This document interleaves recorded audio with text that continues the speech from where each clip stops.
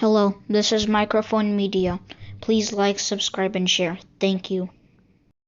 ሰላም ጤና ይስጥልኝ እንደምን ዋላችሁ እንደምን አደራችሁ በመላው ዓለም ላይ ያላችሁ አድማጮቻችን ሰላም ለእናንተ ይሁን። ይህ ማይክሮፎን ሚዲያ ቁጥር 2 ነው። ለማይክሮፎን ሚዲያ ቁጥር 2 አዲስ ቻናላችን ነው። አድማጮቻችን ሰብስክራይብ ያላደረጋችሁ ሰብስክራይብ አድርጉና የደወል ምልክቷን ተጭናችሁ ኦል የምትለዋን ከተጫናችሁ ሁል ጊዜ ለህዝባችን ይጠቅማሉ፣ ያስተምራሉ፣ ህዝብ ማወቅ አለበት፣ እንዲማርበት፣ እንዲንበት ይጠቅማል ብሎ ህዝባችን ከአዲስ አበባ ከመላው የኢትዮጵያ አካል እየጻፈ የሪከርድ እያደረጉ የሚልኩልን ወደ እናንተ የምናመጣበት ቻናል ነው። ሁል ጊዜ ደውላችሁንም ልታናገሩን ኢንፎርሜሽን ልትሰጡን ትችላላችሁ። በቪዲዮም በአውዲዮም እንደፈለጋችሁ ልትልኩልን ትችላላችሁ። ግን ይሄ ሀቅነቱ የተረጋገጠ ሁሉንም ነገር አረጋግጠው ነው የሚልኩልንና ይህንን እናንተም ሂሮ ሆኑ። ሁል ጊዜ እንደምንሰጠው በዋትስአፕ አድርጋችሁ ደውላችሁ ልትሰጡን ትችላላችሁ። ሪከርድ አድርጋችሁ ልትልኩት ትችላላችሁ። የዋትስአፕ ቁጥራችን አንድ ጊዜ ልስጣችሁ። 01 ብላችሁ ትጀምራላችሁ። ወደዚህ ወደ አሜሪካ ስለሆነ የምትደውሉልን 585 673 5563 ነው እና 01 585 673 5563 ነው። እናንተም ሂሮ ሆኑ፣ ለህዝባችሁ ልሳን ሆኑ። ሪከርድ አድርጋችሁ ላኩት። እንግዲህ አሁን አድማጮቼ አሁን ከደቂቃ በፊት ሪከርድ አድርገው ከአንድ አድማጫችን የተላከልን ነው የምናቀርብላችሁ። እናንተም ሁሉ ሰው በጣም በጣም በጣም ጠቃሚ ነው፣ በጣም ጠቃሚ ነው። መጨረሻ ላይም በደንብ አድርጌ ያብራራላችኋለሁ። የተላከልን እንዳለ አጥሙጡት። በጣም ክሊር የሆነ ነው። ምንም ነገር የሚያስተጓጉል ነገር የለውም። እኛ ማብራራት አያስፈልገንም። ግን መጨረሻ እኛም የምንለው ይኖራል። ግን እስከ መጨረሻ አዳምጡት። ወደዛ እንለፍ፣ አብረን እናዳምጠው። ሁላችሁም እኔ እንዳልኳችሁ እንደነዚህ አይነቶቹ ለህዝባቸው ልሳን ለመሆን ሌሊትና ቀን የሚጥሩ ያሉትን ራሳቸውን ሪስክ ውስጥ አስገብተው እንደዚህ የሚልኩልንን እናንተም ሂሮ ሁኑ፣ ጀግና ሁኑ ለህዝባችሁ። ስለዚህ ላኩልን እያልኩ ወደዛ እንለፍ፣ እናዳምጠው፣ አብረን እናዳምጠው። እስከ መጨረሻ ከኛ ጋር ቆዩ።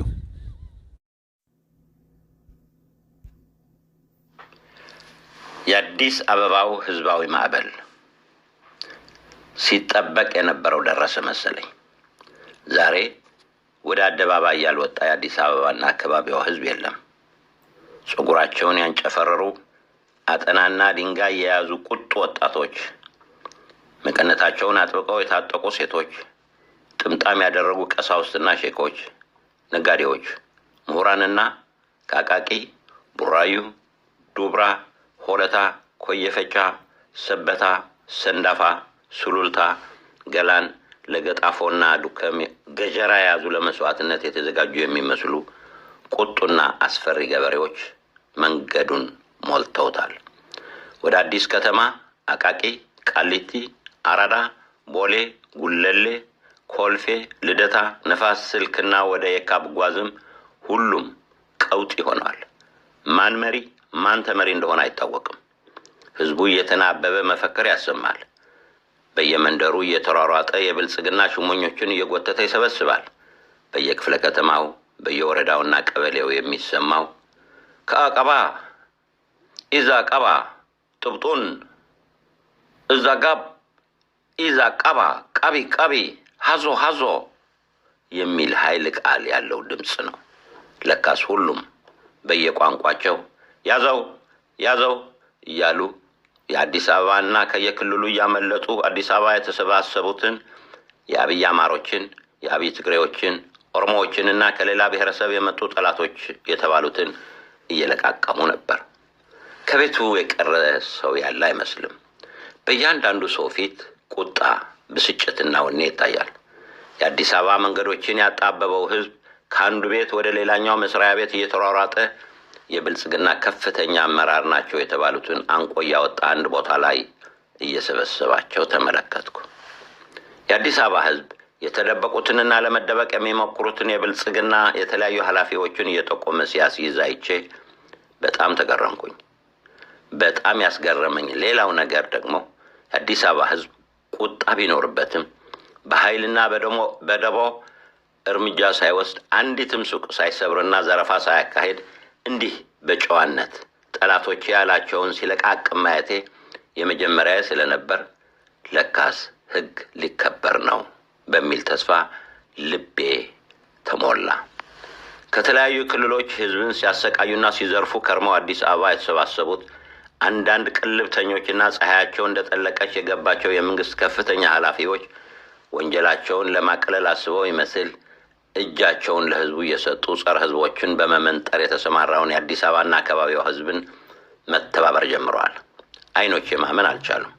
ለካስ ጨልሞ አይቀርም ይነጋል አልኩኝ። አንዳንድ ያልታደሉ አድርባይ ታጣቂዎች በህዝብ ላይ ሲተኩሱና ሲገድሉ ህዝቡ ሞትን ፊት ለፊት ገጥመው የሞቱትን ነጠላ ጃኬትና ሹራቡን እያለበሰ ገዳዮችን ለመያዝ እየተረባረበ አንገታቸውን እያነቀ ሲይዛቸው ተመለከትኩኝ። ሌሎች ከታጣቂዎች መሳሪያ እየነጠቁ ሲታኮሷቸውና ሲዘርሯቸው ስመለከት ለካስ ይሄ ድሃ ህዝብ ኃያል ነው፣ ከተነሳ አይቻልም የሚባለው ሀቅ ነው አልኩኝ።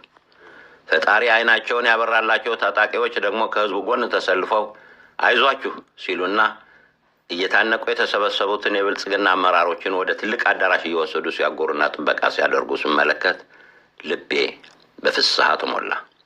በቤተ መንግስቱና በጠቅላይ ሚኒስትሩ ጽሕፈት ቤት የተጀመረው ተኩስ ተፋፍሟል። አዲስ አበባ በሚያጓሩ ከባድ መሳሪያዎች ድምፅ ታምሳለች። አከታትሎ በአዲስ አበባ ሰማይ ተዋጊ አውሮፕላኖች፣ ድሮኖችና ሄሊኮፕተሮች ማንዣበብ ጀመሩ። የህዝቡ እልክና ወኔ ግን ከነበረው በባሰ መልኩ ተነሳ። እስከ ዛሬ ከገደለን በላይ አንሞትም፣ አይዞሽ ሲባባሉ ስሰማ ጆሮቼን ማመን አልቻልኩም። ሌሎች 2 ሄሊኮፕተሮች እየበረሩ መጡና አንዱን ተዋጊ አውሮፕላን መጥተው መሻለኪያ አካባቢ ጣሉት። ከዚያ የውጊያ አውሮፕላኖች ማንዣበባቸውን አቆሙ።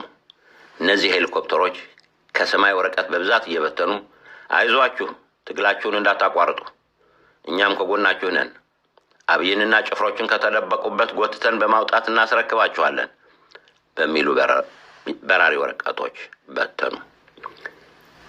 ህዝቡ ይህን በማንበብ የትግል ወኔው ይበልጥ ተጋጋለና ወደ ቤተ መንግስት አመራ። አሁንም 2 የውጊያ አውሮፕላኖች መጥተው በሰልፈኛው ላይ ቦምብ ማዝነብ ጀመሩ። ለካስ የአረብ ኤሚሬትስ ልዑካን ነበሩ። በዚህ ቅሌት የተናደዱ ኢትዮጵያውያን አብራሪዎች ሄሊኮፕተርና ተዋጊ አውሮፕላኖችን ይዘው ገጠሟቸው። የአዲስ አበባ ሰማይ በአውሮፕላኖች ውጊያ ታመሰ።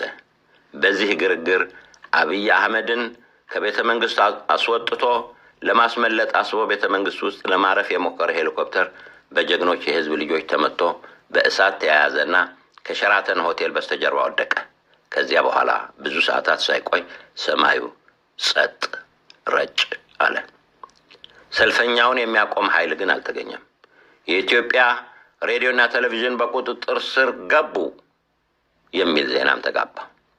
በአዲስ አበባ እየተከናወነ ስላለው ህዝባዊ አመጽ በተለያዩ ቋንቋዎች ለመላው የኢትዮጵያ ህዝብ ማብራሪያ ተሰጠ። ይህ ህዝባዊ አመጽ አለ በጊዜያዊ ጥምር ሀገር አቀፍ የነጻነት እንቅስቃሴ እንደሚመራና እንደ ኦሮሞ ነጻነት ሰራዊት፣ ፋኖ፣ የትግራይ መከላከያ ኃይል፣ የአፋርና ኦጋዴን ኃይሎች ያካተተ ነው። በቀጣይ ሌሎች የነጻነት ኃይሎችን ያካትታል አለ። የሽግግር መንግስት እስኪመሰረት አለና ህዝቡ ከነዚህ ኃይሎች ጋር እጅና ጓንት ሆኖ መስራት ይኖርበታል የሚል መመሪያ አስተላለፈ። አከታተለና የአብይን ስልጣን ለማስጠበቅ ወደ ሰሜን የሀገሪቱ ክፍል የተሰማራው ሰራዊት ከዛሬ ጀምሮ በህዝብ ንብረት አካልና ህይወት ላይ ምንም አይነት እርምጃ እንዳይወስድ እጁንና የታጠቀውን የጦር መሳሪያና ንብረት የሀገር ሀብት ስለሆኑ በያለበት አካባቢ ላሉ የነጻነት ተዋጊዎች እንዲያስረክብ የሚል ጥብቅ ትዕዛዝ ተላለፈ። በየክልሉ ያሉ የነጻነት ተዋጊዎች ጦር መሳሪያዎቹንና የሀገር ሀብቱን ከተረከቡ በኋላ ሰራዊቱ ተገቢ እንክብካቤ የተደረገለት ወደ ትውልድ መንደሩ በሰላም እንዲገባ ተገቢ ድጋፍ እንዲደረግለት የሚል መመሪያም ተላለፈ። ሰራዊቱም ለቀጣይ የሚኖረውን መመሪያ እንዲከታተል አስገነዘበ። የኢትዮጵያ ህዝብ እንኳን ደስ አለ እየደጋገመ። አብይ አህመድ፣ ዳንኤል ክብረትና አብረውት የነበሩ ከፍተኛ ባለስልጣናት በቁጥጥር ስር ገብተዋል። ዝርዝሩ በቀጣይ ቀናት ይገለጻል አለና ብስራቱን ለህዝብ ይፋ አደረገ። እጅ ያልሰጣችሁ በአዲስ አበባና በየክልሉ የምትገኙ የብልጽግና የዞንና የክልል አመራሮች እንዲሁም የመምሪያ ኃላፊዎች እጃችሁን በየክልሉ ላሉ የነጻነት ተዋጊዎች እንድትሰጡ ያልተያዙ የብልጽግና ከፍተኛ አመራሮች ስላሉ ልብስ ቀይረው ወይንም ማንነታቸውን ደብቀው እንዳያመልጡ ሁሉም ህዝብ ፍተሻ እንዲያከናውንና ማምለጫ መንገዶችን እንዲዘጋ በጥብቅና በተደጋጋሚ መገለጽ ቀጠለ። በቃ የአምባገነኖች ፀሐይ ጠለቀች አልኩና በረጅሙ ተነፈስኩ። እጆቼን ወደ ሰማይ ዘርግቼ አንተ ፈጣሪ ይብቃችሁ ስላልከን ክብርና ምስጋና ይገባሃል አልኩት። ከቤተ መንግስት የተያዙ ጸረ ህዝቦችን ለማየት መኪናዬን አስነስቼ ወደ 4 ኪሎ አካባቢ መንዳት ሲጀምር አለና ድምፁ ተቋረጠብኝ። ሄሎ ሄሎ ሄሎ በለጠ አንተ ብል ደጋግሜ መልስ የለም። ስልኩ ለምን እንደተቋረጠ አልገባኝም። መልሼ ካገኘሁት የተቀረውን ዘገባ ይዤላችሁ መልሳለሁ። ሰላም ሰንብቱ። እንግዲህ ክቡራን አድማጮች ይህንን መልእክት ወይ ደግሞ ቪዲዮ ሰርተው ይላኩልን አድማጫችን ናቸው። በጣም ነው የምናመሰግነው። ይሄ እንደ ሮድማፕ ሊጠቀምበት ይችላል ህዝቡ። በእውነት ነው የምነግራችሁ። እስካሁን አዲስ አበባ ምንም ነገር የሆነ ነገር የለም።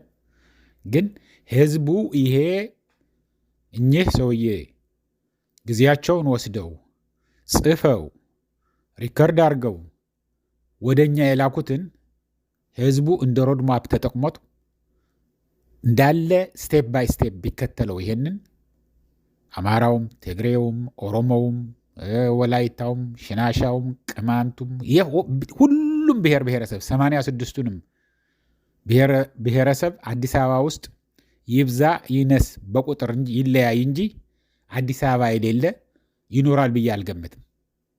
ስለዚህ ሁላችሁም በየቋንቋችሁ ይህንን ሰውዬ ከዚህ የባሰ ነገር ሊመጣ አይችልም ለኢትዮጵያ። እውነት ነው የምነግራችሁ። በጣም በጣም ትልቅ ነገር ነው። በጣም ነው የምናመሰግነው። ይህንን ሪከርድ አድርገው ጽፈው የላኩልን ያሰቡትን የተሞኙትን ሊሆን ይችላል። ለሌላ ጊዜም እንደዚሁ እየጻፉ ሊልኩልን ቃል ገብተዋል። በብዛት ይልኩልናል። እናንተም ተከታተሉ። ይህንን ታዲያ ህዝባችን እንዲሰማ አንድና አንድ ሁል ጊዜ የምንጠየቃችሁ ምንድን ነው? ላይክ አርጉት። ላይክ የምትለዋ ሰከንድ የማትወስዳችሁ ከሰዓታችሁ ከኪሳችሁ ደግሞ አንዲት ፔኒ ወይ ደግሞ አንዷ ሳንቲም የማትከፍሉባት ነገር ነው። እንደሌላው ይህንን እርዱን፣ ይህንን ጎፋንድሚ ምናምን አንልም። እኛ የምንችለው ለህዝባችን ልሳን ለመሆን ነው እዚህ ያለ ነው። ልሳን የምንሆነው ደግሞ ብቻችን ልንሆን አንችልም። እናንተ ናችሁ እንደዚህ እያደረጋችሁ የጻፋችሁ የምትልኩልን።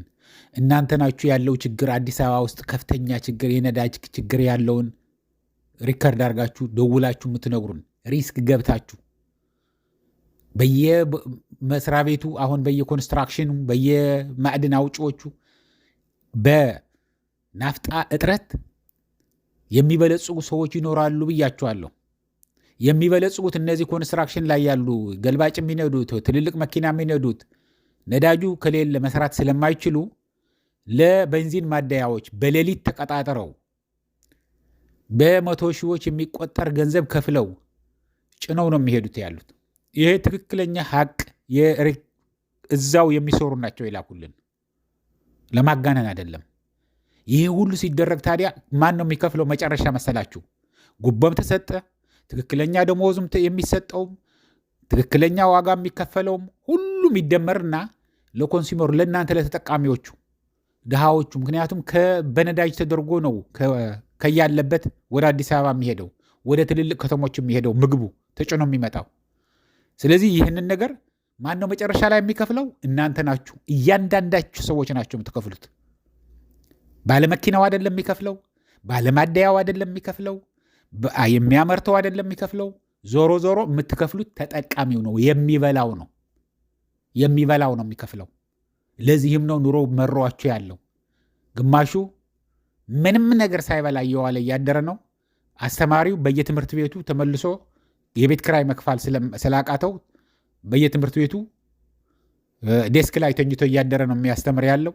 የማይነገር ነገር የለም። ግን ቃል እንደገቡልን በሰፊው እንደዚህ የጻፋችሁ እናንተም ሁላችሁም የሚመስላችሁን ህዝባችን ሊያነቃቃ ሊያስተምር ሊያነሳሳ ይችላል የምትሉትን ነገር ጻፉልን።